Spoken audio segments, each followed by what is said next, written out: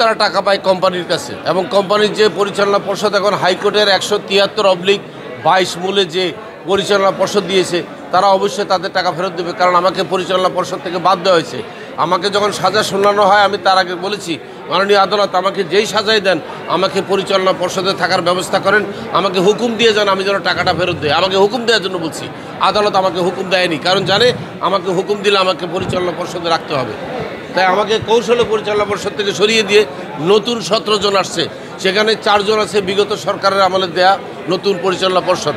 তারাই যেমন আপনি মনে করেন আজকে যে আমরা রূপপুরের যে চুক্তি করেছি রাশিয়ার সাথে, রূপপুর পারমাণবিক চুল্লির জন্য যে লোন নেওয়া হয়েছে, এই লোন কিন্তু শেখ হাসিনা এখন নাই, এটা বর্তমান সরকারকে দিতে হচ্ছে।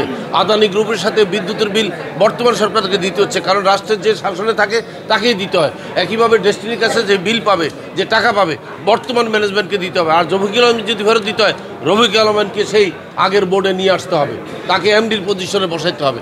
আমি ওয়াদা করতেছি আমাকে এমডি পজিশনে দেওয়ার এবং ব্যাংক অ্যাকাউন্ট খুলে দেওয়ার 1 মাস পরের থেকে আমি টাকা দেওয়া শুরু করব। আচ্ছা, ডেস্টিনির বিরুদ্ধে যে অভিযোগটা আছে সেটা এই দলের উপর প্রভাব পড়বে কিনা? না, আবার কোনোদিনও পড়বে না, কারণ আমি যখনই অভিযোগ আসবে আমি অভিযোগের উত্তর দিয়ে দেবো। আমরা দেখছি যে ডেস্টিনির একটি অংশ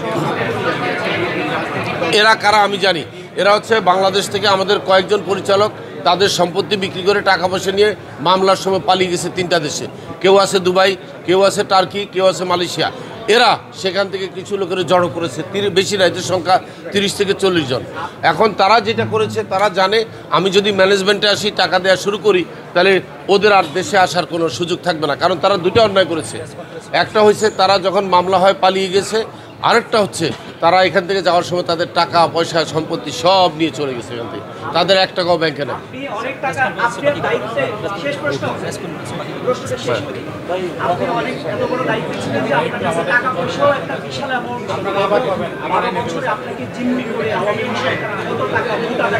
আমার কাছে টাকা নিতে পারে নাই, কারণ আমাদের ব্যাংক অ্যাকাউন্ট বন্ধ ছিল, আমার ব্যাংক অ্যাকাউন্ট বন্ধ ছিল, আমার কোনো আয়ের সোর্স ছিল না।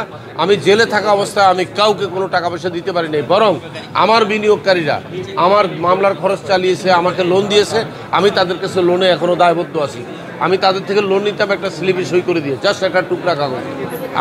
আমি 1 টাকাও পাইনি ডেস্টিনি থেকে, এবং কোনো সরকারে আমার থেকে জেলে থাকা অবস্থায় চাঁদাবাজি করে নাই।